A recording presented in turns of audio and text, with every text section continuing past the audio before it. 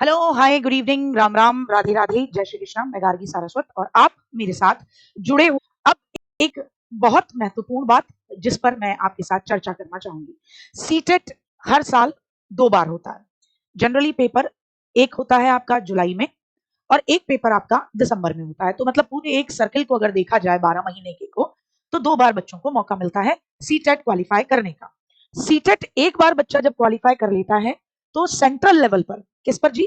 Central level की जितनी भी जॉब्स हैं, जैसे कि केंद्रीय विद्यालय संगठन, जैसे कि EMRS Eklavya model residential school, जैसे कि आपका DSSB, हालांकि ये दिल्ली का मामला रहता है तो इसको 2 मिनट के लिए मैं हटा देती हूँ। KVS हो गया, EMRS हो गया। इसके अलावा नवोदय विद्यालय संगठन ले लीजिए। इसके अलावा आप रेलवे रिक्रूटमेंट बोर्ड की तरफ से रेलवे टीचर्स की जो वैकेंसी निकली है उसके अंदर भी, और दिल्ली क्योंकि अपना कोई एक अलग से टैग नहीं करा था तो इस वजह से DSSB में भी ये मान्य रहता है। बिहार के अंदर भी अभी तक में इसको मान्य रखा गया था, अभी पता नहीं आगे क्या करेंगे क्या नहीं करेंगे, और सेम उत्तर प्रदेश के अंदर भी। लेकिन कुल मिलाकर अगर मैं बात करूं तो सेंट्रल की ये जितनी भी जॉब्स हैं इन सभी में ये मान्य रहता है। ठीक सब बच्चे बड़ी तादाद में क्या करते हैं? फॉर्म भरते हैं, ठीक है ना?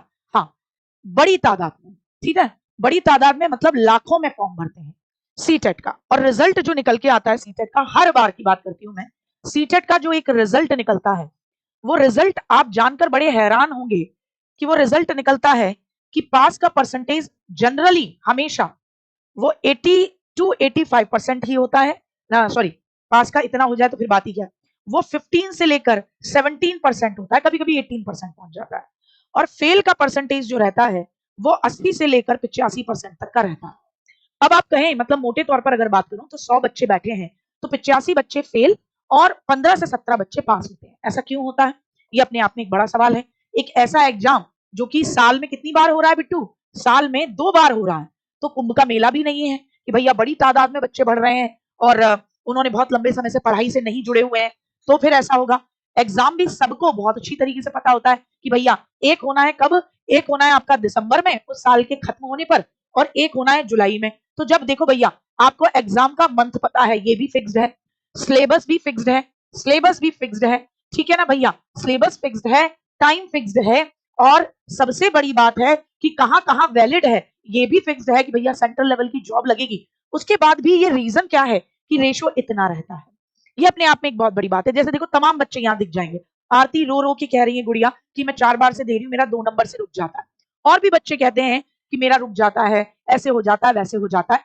तो पहली चीज देखो, इस वीडियो में कुछ महत्वपूर्ण बात बताऊंगी कि तरीका क्या है, कहाँ गलती करते हैं वो बच्चे जो आपको नहीं करनी है, या जो भी असफल हो रहा है तो वो मेरी इस बात से इत्तेफाक रखेगा कि हाँ मैं भी यही गलती करता हूं, और कैसे आप बहुत आसानी से इसमें टॉपर तक बन सकते हैं। टॉपर बनने के लिए कुछ खास नहीं करना, कोई सुरखाब की पर नहीं लगाने बेटा जी, सिर्फ स्ट्रेटेजी की बात होती है। मैं आपको कुछ चीजों पर बात बताऊंगी, उनको आपको फोकस करना है। पहली चीज कि मोस्ट ऑफ द बच्चा सिलेबस देखता ही नहीं है। वो क्या करता है, यूट्यूब की दुनिया में आता है, पूछता है अपने दोस्तों से कौन सा बड़ा नाम है कि जी वो है वो है वो है। अच्छा जी ठीक है, तुम्हारा कैसे हुआ था? कि जी मेरा ऐसे हुआ था। तो जी ठीक है, बैच खरीद लेता है। क्या करता है? सबसे मैं गलतियां लिखती चल रही हूँ और आप मेरी बात से इत्तेफाक रखेंगे और ईमानदारी से बताएंगे कि भैया क्या है, ठीक है ना? ये आपकी मिस्टेक्स हैं। मिस्टेक नंबर 1 क्या? कि बैच परचेस करना, लेकिन कैसे? बैच कैसे परचेस करना कि सिलेबस पता नहीं और बैच परचेस कर लिया है। तो अपनी खुद की ही तैयारी प्रॉपर नहीं थी, अपनी खुद की ही तैयारी प्रॉपर नहीं थी। ये पहली अपने पैरों पर कुल्हाड़ी मारना है। और मैं यहां लिखती हूँ चांसेस टू लूज, कि कितने चांसेस हो जाते हैं खोने के। चांसेस टू लूज 30%, सिलेबस ना पता होने से 30% चांस यही खत्म हो गए आपके। इत्तेफाक रखते हैं आप में से कितनों ने ऐसे ही बैच खरीद लिए थे या ऐसे ही पढ़ना शुरू कर दिया था बिना सिलेबस देखे हुए? मुझे एक बार हैंड्स अप करके ईमानदारी से बताएंगे। ईमानदारी टीचर में तो सबसे बड़ी होनी चाहिए और आप भविष्य के टीचर बनेंगे।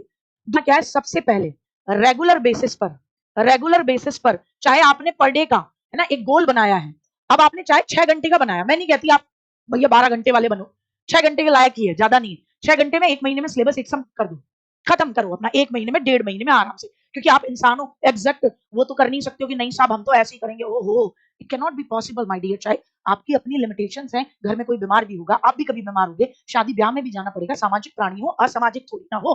6 घंटे का गोल बनाओ, 6 तो पढ़ना ही पढ़ना है, 6 में कभी 5:30 हो जाए, 5 हो जाए, 4 हो जाए, एक्सेसिव सिचुएशन में हो जाए तो चलेगा। उससे पहले सबका एक ही काम है, सिलेबस कंफर्म करना। हर सब्जेक्ट का सिलेबस कंफर्म करेंगे और उसको लिखो, कहीं पर भी लिखो कि क्या पूछा जाता है, कॉपी अपनी बनाओ, ये आदत, उसको लिखो, रेगुलर बेसिस पर अपना गोल बनाओ, क्लासेस लेनी है, रेगुलरिटी रखनी है, एक टारगेट बनाओ अपना। हाँ, टारगेट क्या कि कंटेंट कब तक फिनिश करना है, कंटेंट कंप्लीट।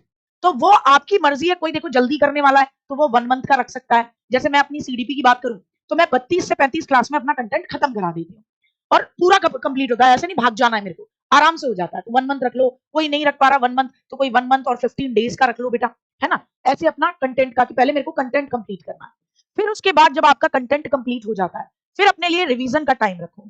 किसका रिवीजन, रिवीजन का टाइम रखो, कम से कम 20 डेज का अपना रिवीजन का टाइम रखो, 20 डेज का।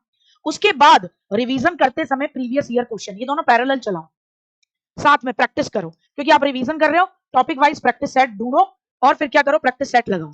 कहां से, वाईटी से लगाओ, तमाम प्रैक्टिस सेट मिलते हैं और फिर देखो कि आपको पढ़ा हुआ कितना रिटेन हुआ, कितना आप धारण कर पाए, ठीक। और उसके बाद अगर हर संडे कर पाओ इसी बीच में तो बहुत अच्छी बात है, नहीं तो अगर ये मानते हो कि नहीं पहले जी हम पढ़ते हैं, हम अपना सिस्टमैटिक तरीका ये बनाते हैं, तो फिर अंत में क्या करो, अपने मॉक टेस्ट लगाओ। और मॉक टेस्ट होनी चाहिए, पता है कितने मॉक टेस्ट, कम से कम 10 मॉक टेस्ट लगे होने चाहिए, 10।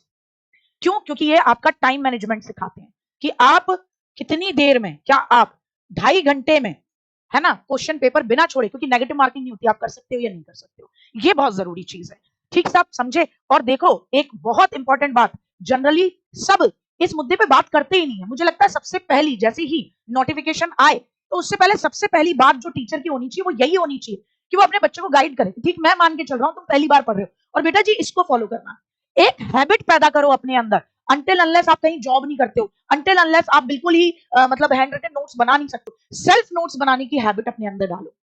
सेल्फ नोट्स बनाने की अगर आपके अंदर हैबिट है, अगर संभव हो सकता है, देन गो फॉर इट। क्योंकि ये यूट्यूब की दुनिया ने ना सबसे बड़ा जो नुकसान मारा है ना यार, वो ये है कि बच्चा ना ऐसा हो गया, मैम मैं मुंह खोलूंगा आप ही चम्मच से मुंह में, अरे तू चम्मच मैंने औलाद तेरे सामने रख दी, मेरे बच्चे खाना मैंने तेरे सामने प्लेट में परोस दिया, अब तुझसे चम्मच उठा के भी नहीं खाया जा रहा कि मैं खुद खा लूं अपना दाल चावल, तुम्हें चाहिए कि नहीं मैं सिर्फ मुंह खोलूंगा और आप ही चम्मच से मुंह में डालेंगे। हो सकता है अगर यही हिसाब रहा, आने वाली जो कॉम बनेगी अध्यापकों की, आपकी बच्चों की, वो ऐसी हो जाएगी हम मुंह भी नहीं खोलेंगे, बस पेट भर जाना चाहिए। तो बैच लिए हैं हम, पेट भरना चाहिए हमारा, तो इसको करना है, प्रॉपर तरीके से करना है। और उसके बाद जितने भी बच्चे यहाँ पर हैं जो हमसे पढ़े हैं सीटेट, है ना, वो बताएं अगर आपने इस चीज को फॉलो किया था क्या आप पास नहीं हुए थे। 100% आप अपने आप को 85% से हटाकर उस 15 और 17% में लेकर आ पाएंगे। 100% मैं कह रही हूँ आप अपने आप को 15 से 17% के बीच में ला पाएंगे। तो ये चीज आपको विशेष तौर पर करनी है, ये काम करना है, ठीक साहब। अच्छा जी, अब मैं आपको बता दूं एक तो क्राइटेरिया कितना चाहिए होता है। तो देखो जी, जनरल वालों को 60% चाहिए, 60% नंबर चाहिए, 150 का 60% 90 नंबर। SC ST OBC इनका ना 55% चाहिए, कितना चाहिए, 55% चाहिए, 55% चाहिए। और ये केवी में भी मान्य है, EMRS में भी, नवोदय में भी, RRB में भी, ये सभी में मान्य है, ये सभी में मान्य है। हाँ, बिहार अदर स्टेट से कहता है 90 नंबर लाओ, क्यों, क्योंकि उनकी अपनी मर्जी हो जाती है। तो मैं तो ये चाहूंगी 90 क्यों यार, आप 60% की 90 नंबर 150 में से कौन सी बहुत बड़ी बात हो जाएगी। 120 तक की तैयारी करो, 130 तक की अपनी क्षमता को आंको और उतने लेके जाओ। कम नंबर से क्या मतलब है, बहुत बेहतरीन तरीके से लेकर चलो, ठीक साहब। तो इसी चीज को ध्यान में रखते हुए क्योंकि आपका ना मार्च में डेफिनेटली आपको देखने को मिलेगा, क्या देखने को मिलेगा, आपका पिछली बार 8 मार्च को आया था, मुझे याद है नोटिफिकेशन, पिछली बार 8 मार्च को आया था, अभी 28 फरवरी हो गई। तो आप ये ध्यान रख लें कि पहले ही वीक में आपको मार्च में नोटिफिकेशन मिल जाएगा। और पिछले 1 महीने से टीचिंग एग्जाम TWA पे फ्री आपकी कंटेंट और MCQ क्लासेस चल रही हैं, बिल्कुल फ्री, ये दिक्कत है, ठीक साहब। बहुत बहुत धन्यवाद, जय हिंद जय भारत। मेरी क्लास थी जो 15 मिनट 16 मिनट खप गई है, चलिए बाय।